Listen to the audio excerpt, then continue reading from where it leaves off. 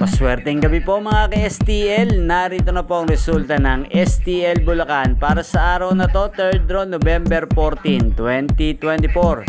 Araw ng Huwebes. Naway ang mga natayaan nyo pong mga numero kanina ay manalo nawa ngayong gabing ito, 8 PM. Kaya kunin nyo na po yung mga tickets. Narito na po ang resulta.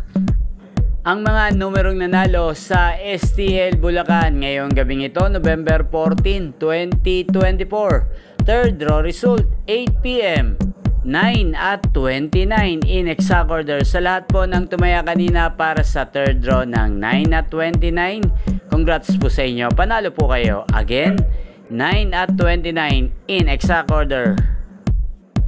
At ngayon, shoutout po natin sa STL Bulacan si Ate Maripe.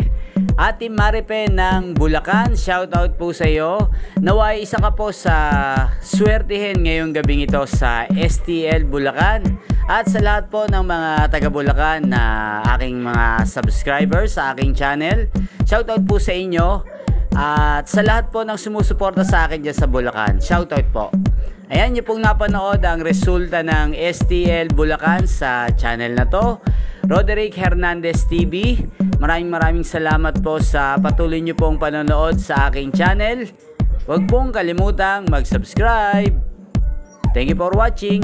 At ang STL Bulacan ay araw-araw nyo pong napapanood sa channel na to tuwing 11 AM, 4 PM at 8 PM.